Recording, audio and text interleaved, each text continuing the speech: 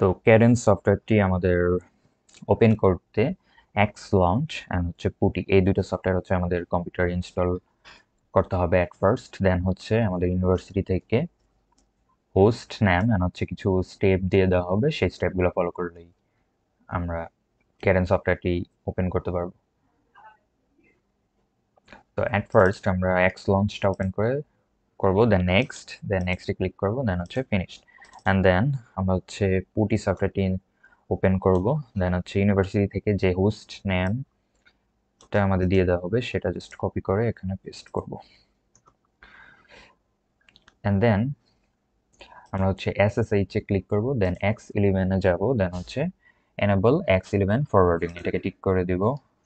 দেন হচ্ছে সেশনে যাব, দেন একটা আমরা নাম দিব, যেমন আমরা দিতে পারি lab_2।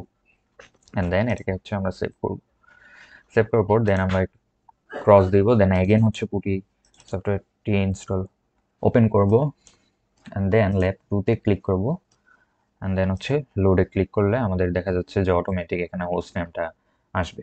তো দেন আমরা হচ্ছে ওপেনে ক্লিক করব। ওপেনে ক্লিক করার পরে আমাদের এরকম একটা ইন্টারফেস শো করবে।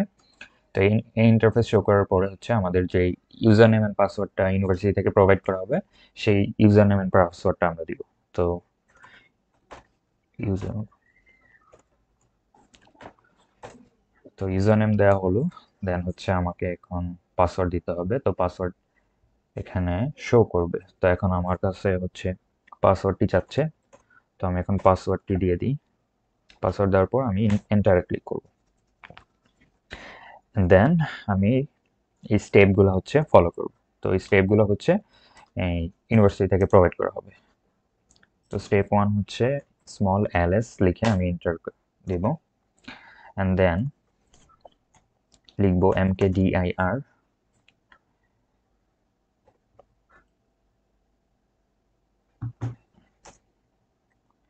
25